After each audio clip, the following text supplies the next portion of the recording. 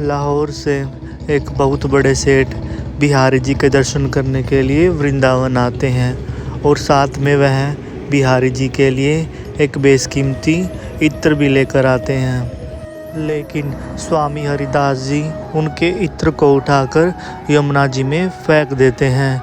आखिर स्वामी हरिदास जी ने ऐसा क्यों किया, यह प्रसंग आप भी सुनिए। और वीडियो अच्छा लगे तो राधे राधे कमेंट ज़रूर करें। हरे कृष्णा, राधे राधे दोस्तों, मेरे YouTube चैनल में आपका स्वागत है। आशा करता हूँ आप सब खुश होंगे, मंगल होंगे। आज जो मैं आपको घटना सुनाने जा रहा हूँ यह एकदम सत्य है, यह कोई बनी बनाई कहानी नहीं है। यह बात तब की है जब हमारे बाके बिहारी जी निधिवन में प्रकट हुए थे। उनकी सेवा उस समय निधिवन में ही की जाती थी। बाके बिहारी जी को प्रकट हुए 1 या 2 महीना ही हुआ था। दूर दूर तक बात फैल गई थी कि स्वामी हरिदास जी के दुलारे बाके बिहारी जी निधिवन में प्रकट हुए हैं। दूर दूर से लोग बाके बिहारी जी के दर्शन करने के लिए आने लगे। यह बात जब लाहौर के एक सेठ को पता लगी तो उनकी भी इच्छा हुई कि वह भी बाके बिहारी जी के दर्शन करें। वह सेठ भगवान श्री कृष्ण को बहुत ही ज़्यादा मानते थे। जब उनको पता लगा कि वृंदावन में बाके बिहारी जी प्रकट हुए हैं तो उनके मन में बड़ी तीव्र उत्तेजना पैदा हुई कि वह भी बाके बिहारी जी के दर्शन करें। फिर वह सेठ सोच में पड़ जाते हैं कि वह बाके बिहारी जी के लिए क्या लेकर जाएं। काफ़ी सोच समझने के बाद उन्हें समझ में आता है कि हमारे भगवान श्री कृष्ण को तो इत्र बहुत ज़्यादा भाता है। तो वह बाके बिहारी जी के लिए एक बहुत ही ज़्यादा बेशकीमती इत्र मंगाते हैं और उसे सोने के पात्र में लेकर अगले ही दिन वृंदावन की यात्रा के लिए चल पड़ते हैं। उस इत्र की खुशबू इतनी अच्छी थी, जिस भी नगर से गली से वह सेठ निकलते तो हर किसी को वह इत्र की खुशबू अपनी तरफ खींच ही लेती थी। मानो उस इत्र की खुशबू में ऐसा जादू था कि वह किसी को भी अपनी तरफ सम्मोहित कर सकती थी। बड़ी ही लंबी यात्रा तय करने के बाद अब वह सेठ वृंदावन में पहुंच ही जाते हैं। जब वह सेठ निधिवन में पहुंचते हैं तो वह देखते हैं कि बिहारी जी के आगे तो पर्दा लगा हुआ है। तब वह सबसे पूछते हैं कि बिहारी जी के सामने पर्दा क्यों लगा है। तो वहाँ के गोस्वामी जन उन्हें बताते हैं कि बिहारी जी अभी भोग पा रहे हैं, उनके लिए राजभोग आया हुआ है। तब तक आप स्वामी हरिदास जी के यमुना किनारे जाकर दर्शन कराएं। तो वह सेठ सोचते हैं कि यह भी सही है, जब तक मैं स्वामी हरिदास जी के दर्शन करके वापस आऊँगा बिहारी जी के भी दर्शन मुझे आते ही मिल ही जाएंगे। अपने इत्र को हाथ में पकड़े वह सेठ यमुना किनारे स्वामी हरिदास जी के पास जाकर पहुंच जाते हैं। तो सेठ जी वहां जाकर क्या देखते हैं कि स्वामी हरिदास जी तो ध्यान में बैठे हैं।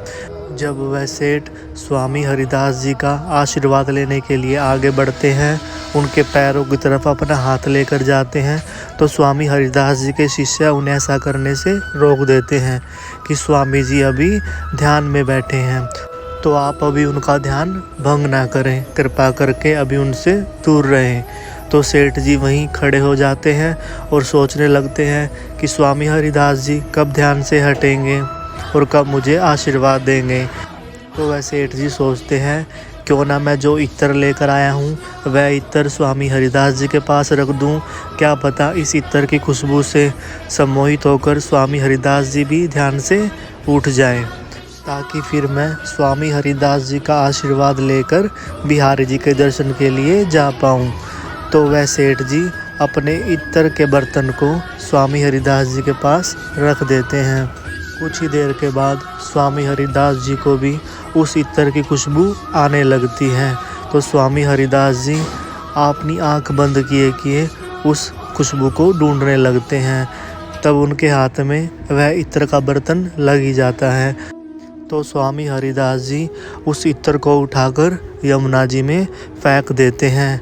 यह सब देखकर सेठ जी को बड़ा गुस्सा आता है। तो वह बोलते हैं कि स्वामी जी आपने यह क्या किया। मैं बड़ी दूर से बिहारी जी के लिए यह इत्र बड़े ही चाव से लेकर आया था और आपने क्षण भर में ही मेरा इत्र उठाकर यमुना जी में फेंक दिया। स्वामी हरिदास जी थोड़ा सा मुस्कुराकर उन सेठ जी को बोलते हैं कि जाओ, बिहारी जी का पर्दा हट गया होगा, उनके दर्शन करके वापिस आओ। तो वह सेठ जी गुस्से में बोलते हैं कि अब मैं आपके पास क्यों आऊँगा, आपने तो मेरा इत्र उठाकर ही फेंक दिया। गुस्से से भरकर जब वह सेठ निधिवन की तरफ जाते हैं, अब जैसे ही निधिवन में वह सेठ प्रवेश करते हैं तो वह देखते हैं कि निधिवन के हर एक वृक्ष से उनके इत्र के समान खुशबू आ रही है। फिर उन सेठ जी को लगता है क्या पता यह मेरा भ्रम हो। जब वह बिहारी जी के दर्शन करते हैं तो सेठ जी देखते हैं कि बिहारी जी के प्रत्येक अंग पर वही इत्र लगा हुआ है और उन्हीं के इत्र की खुशबू आ रही है। बिहारी जी के प्रत्येक अंग से वह इत्र चुचा रहा था। यह दृश्य देखकर वह सेठ जी दौड़कर स्वामी हरिदास जी के पास जाते हैं और स्वामी जी को बोलते हैं कि स्वामी जी, आपने तो मेरा इत्र यमुना जी में फेंक दिया था और वह मेरा इत्र बिहारी जी के अंगों से कैसे चुचा रहा है, यह कैसी दिव्य लीला है। स्वामी हरिदास जी उन सेठ को बताते हैं कि जब मैं ध्यान में बैठा था तब हमारे प्रिया प्रीतम कुंज में होली खेल रहे थे, तो हमारी श्यामाजू की पिचकारी से रंग खत्म हो गया था।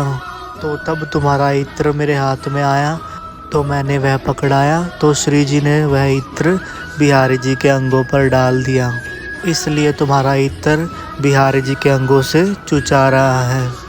यह बात सुनकर सेठ जी स्वामी हरिदास जी के चरणों में गिर जाते हैं और सेठ जी की आंखों से लगातार आंसू ही बहे जा रहे थे। तो ऐसे हैं हमारे बिहारी जी जो प्रतिदिन लीलाएं करते ही रहते हैं। तो बोलिए श्री कुंज बिहारी श्री हरिदास। आज के लिए बस इतना ही। यदि अगर आपको मेरी वीडियो अच्छी लगी है तो वीडियो को लाइक कीजिए, चैनल को सब्सक्राइब कीजिए और राधे राधे कमेंट ज़रूर करें। मिलते हैं अगली वीडियो में, तब तक के लिए हरे कृष्णा, राधे राधे।